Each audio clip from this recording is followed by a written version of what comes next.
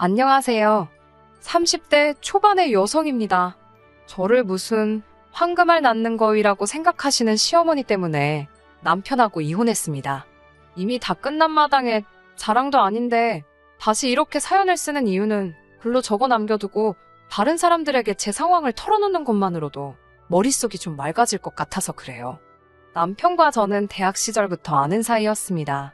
친한 사이는 아니었고 안부만 가끔 물으며 몇 년을 지내다가 우연한 기회로 가까워졌지요. 사귀기 시작하고 얼마 지나지 않아 남편은 다니던 회사에서 다른 회사로 이직을 했고 저는 회사를 관둔 뒤 회계사 시험을 준비하기 시작했습니다. 사실 연애를 시작했을 때만 하더라도 남편의 이직이나 저의 수험 생활은 계획에도 없던 일이었거든요. 그렇기에 이런저런 걱정이 많이 되었네요. 사실 저는 어머니가 안 계십니다. 제가 대학에 입학하고 얼마 지나지 않아 사고로 돌아가셨거든요. 어머니가 살아계실 때도 집안 형편이 좋지 않았는데 어머니가 돌아가신 이후로는 마치 늪지대로 빨려 들어가듯이 급속도로 집안 사정이 나빠지더라고요.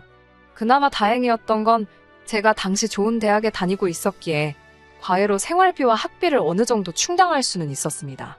아버지가 계시긴 했지만 몸이 좋지 않으셔서 아버지가 벌어오시는 돈으로만은 살림을 꾸려나가기 힘든 상황이었거든요. 그렇다 보니 아버지께 어떤 다른 도움을 기대할 수 있는 상황도 못 되었지요. 결국 가난의 굴레를 벗어날 수 있는 건 공부뿐이라는 생각이었기에 저는 시험에 매달릴 수밖에 없었습니다. 남편은 그런 제가 정신적으로 기댈 수 있는 버팀목이 돼주었어요. 그때만 해도 남편에게 정말 고맙고 미안한 마음뿐이었네요. 남편과 저 두 사람만 놓고 본다면 저희 관계에는 아무런 문제도 없었습니다. 진짜 문제는 저와 시어머니의 관계였어요. 시어머니는 무슨 부귀영화를 누린다고 여자 뒷공문이나 따라다니며 뒤치다꺼리를 하느냐고 남편을 쥐잡듯 잡으셨습니다. 처음에 제가 시험에서 낙방했을 때는 송충이가 갈잎을 먹으면 죽는다며 주제 파악이나 하라고 악담을 하시고도 하셨고요. 어머님 입장에서야 장성한 아들이 장가는 안 가고 여자친구한테 시간을 쏟아붓는 것이 못마땅하셨을 겁니다.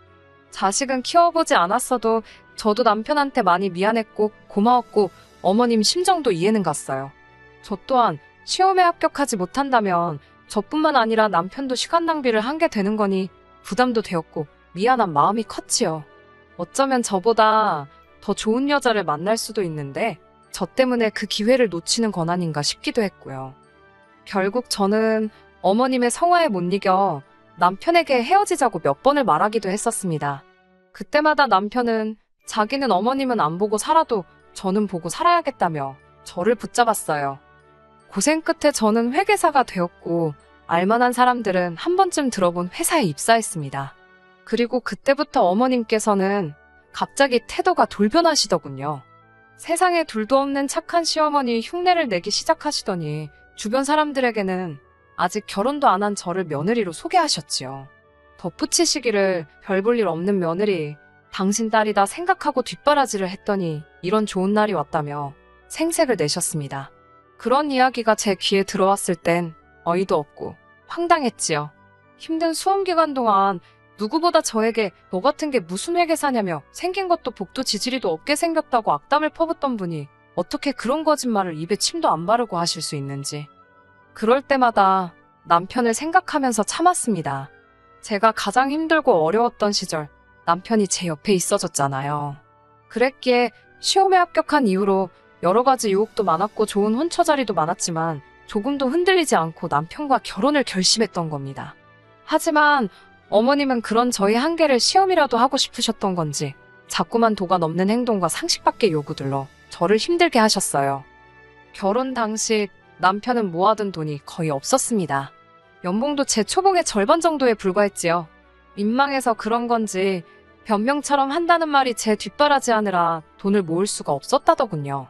솔직히 저나 남편이나 뒷바라지라고 표현을 하고 있긴 했지만 그렇다고 남편이 제 학원비나 생활비를 대준 것은 절대로 아닌데 말이에요. 물질적으로보다는 정신적인 뒷바라지라고 표현하는 게 적절하겠네요.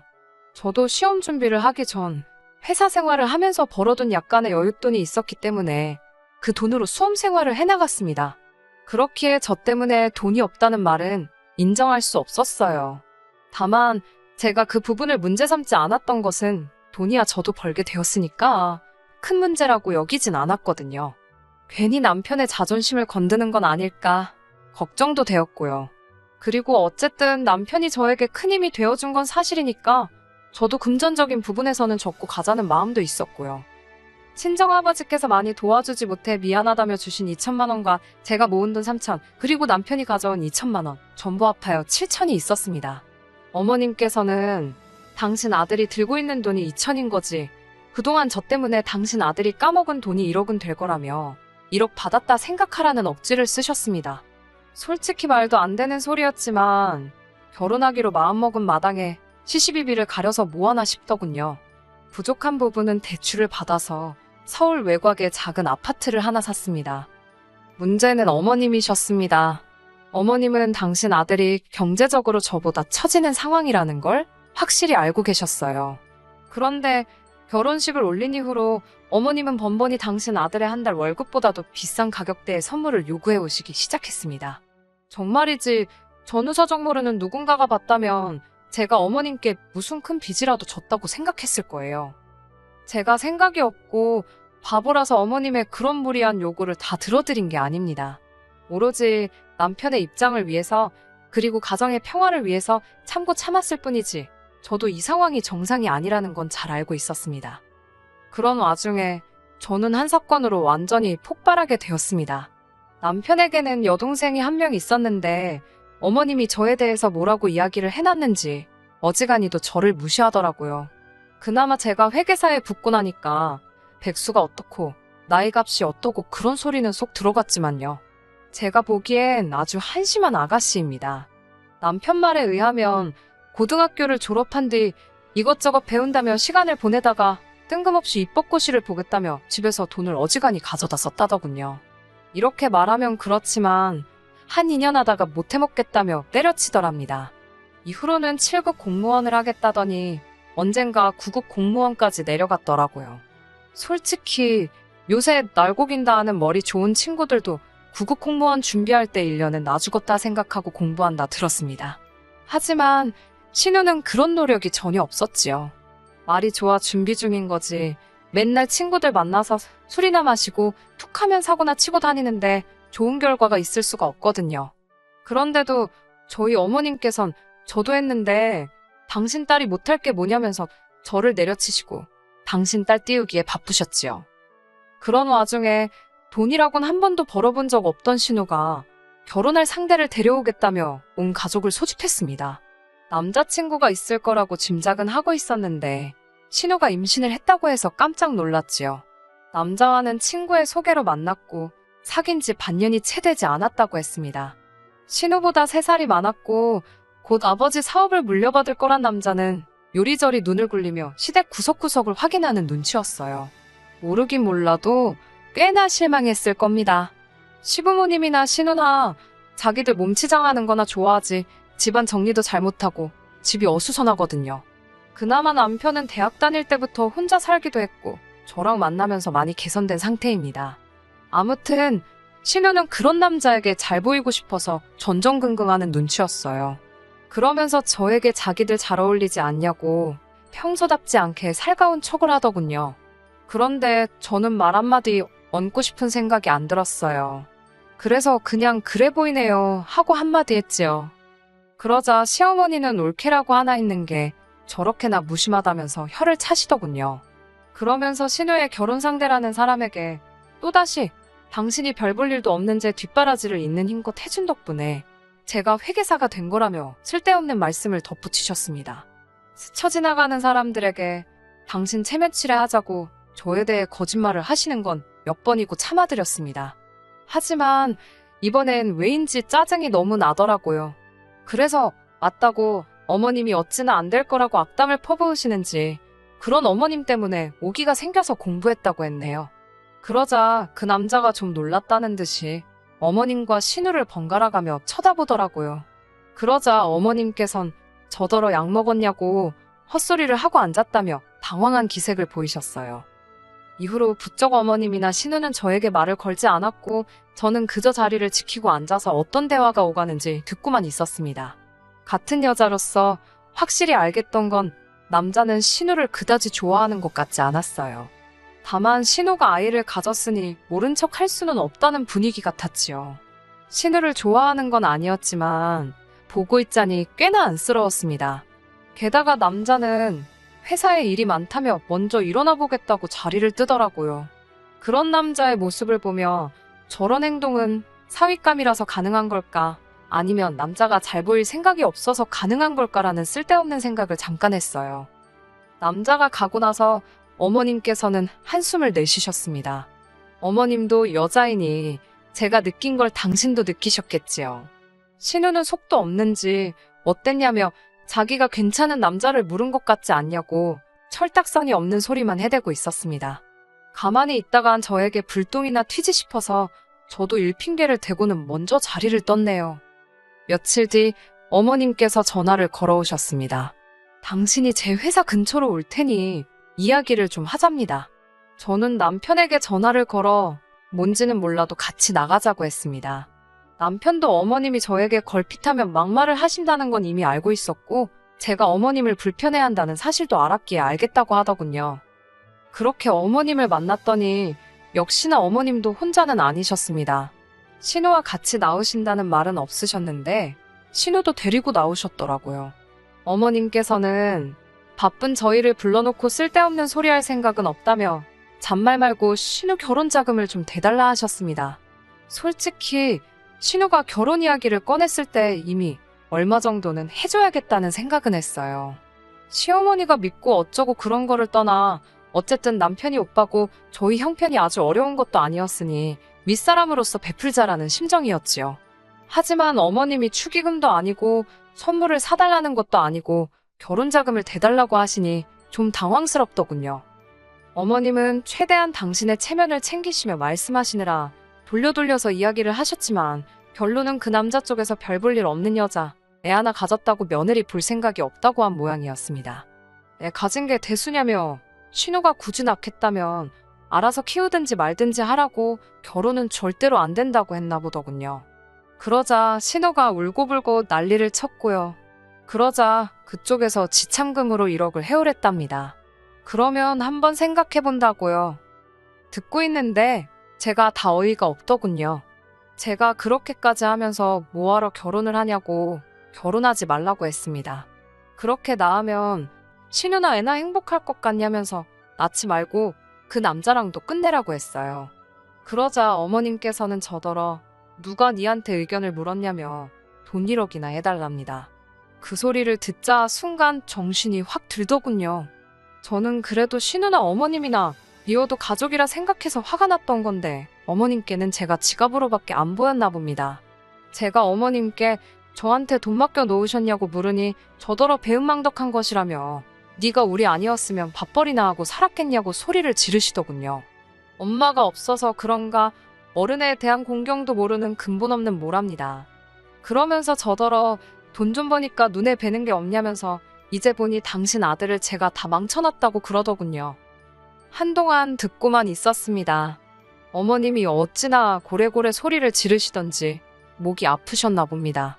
물 한 컵 드시는 순간 어머님이 저한테 악담이나 하셨지 해주신 게 뭐가 있냐고 물었습니다.